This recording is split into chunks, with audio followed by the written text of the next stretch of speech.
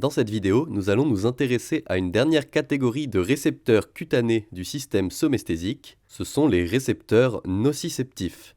La nociception est la sensibilité qui conduit à la perception de la douleur. Elle est composée d'aspects cognitifs d'une part, motivationnels et affectifs d'autre part, et enfin sensoriels. Les récepteurs nociceptifs peuvent nous informer de lésions à la surface de la peau, potentielles ou réelles, de température extrême. En tout cas, ils sont sensibles à des stimulus qui peuvent représenter un danger pour le corps. On les retrouve donc dans la peau, mais ils sont également répartis dans de nombreux endroits à l'intérieur de notre corps. Leur stimulation va avoir pour conséquence l'enclenchement de réflexes qui vont permettre à l'organisme de réagir face aux stimulus douloureux.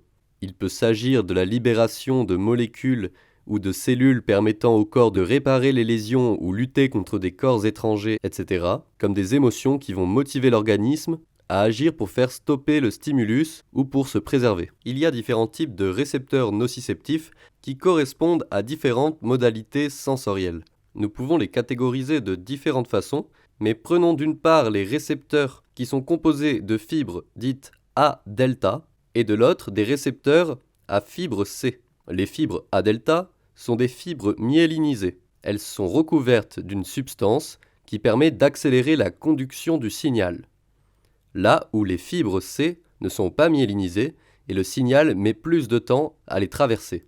Les types de nocicepteurs qui sont essentiellement innervés par les fibres A-delta sont les nocicepteurs mécaniques et thermiques. Ce sont des récepteurs unimodaux, ils sont associés à une seule modalité sensorielle. Mais on retrouve également des récepteurs polymodaux, innervés essentiellement par des fibres C. Par exemple, des récepteurs qui ont une sensibilité à la fois au chaud et mécanique, ou au froid et mécanique. Comme nous l'avons dit, les fibres A-delta sont myélinisées et l'information va plus rapidement se transmettre au système nerveux. Elles sont donc à l'origine de la douleur dite aiguë ou rapide, la première perception de la douleur que l'on a. Elles permettent la discrimination sensorielle, c'est-à-dire d'identifier la nature du stimulus douloureux. Et comme les fibres C, elles, ne sont pas myélinisées, l'information met plus de temps pour se diffuser dans le système nerveux, et comme les récepteurs sont polymodaux, sa fonction n'est non pas de comprendre quelle est la nature du stimulus dérangeant, mais de percevoir la continuité du stimulus, de déclencher des phénomènes inflammatoires afin de protéger l'organisme, et elle est à l'origine de la composante émotionnelle de la douleur. On voit donc que déjà au niveau de la réception du stimulus dangereux, la diversité des récepteurs qui vont être sensibles à ce stimulus et qui, de par leur structure, vont déclencher des suites d'événements différents, va permettre à toute la complexité d'une expérience nociceptive, une expérience douloureuse, d'émerger. Mais il est également possible de ressentir de la douleur sans qu'aucun nocicepteur n'ait été activé. En effet, la perception impliquant le système nerveux central, une lésion dans le cerveau, peut très bien altérer les systèmes de la perception de la douleur et provoquer une sensation douloureuse sans stimulation. Mais en temps normal, la sensation de douleur est bien générée par la stimulation des nocicepteurs, ainsi que par les réactions de l'organisme qui vont augmenter sa sensibilité à la douleur dans les régions lésées à la suite du phénomène déclenchant. Les informations passent alors par la moelle épinière, ce conduit nerveux qui traverse notre corps du coccyx jusqu'au cerveau. Ils vont alors se synchroniser et recevoir différents traitements dans des noyaux relais qui enclencheront soit des réponses du système végétatif, ou bien qui transmettront l'information jusqu'au cerveau pour un traitement complexe de l'information.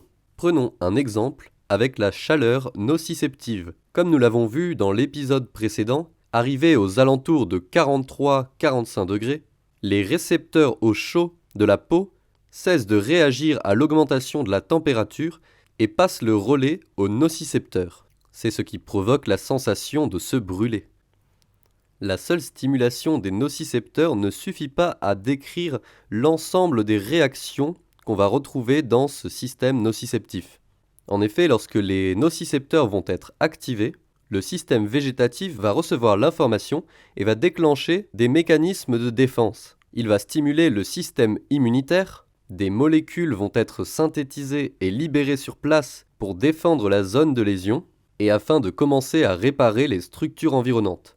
Ce sont ces mécanismes qui participent à ce qu'on appelle l'inflammation.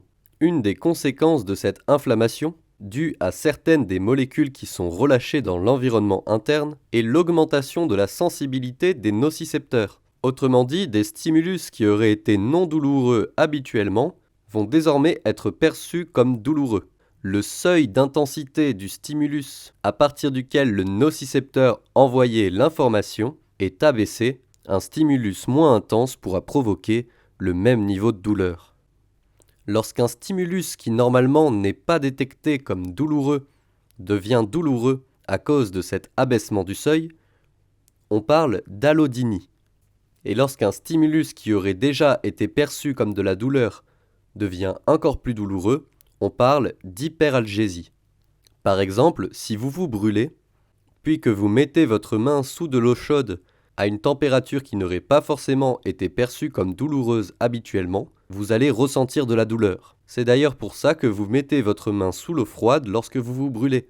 En désactivant les récepteurs au chaud, vous diminuez la sensation de douleur. Merci d'avoir regardé cette vidéo. Nous en avons fini avec les récepteurs cutanés, c'est-à-dire les récepteurs de la peau.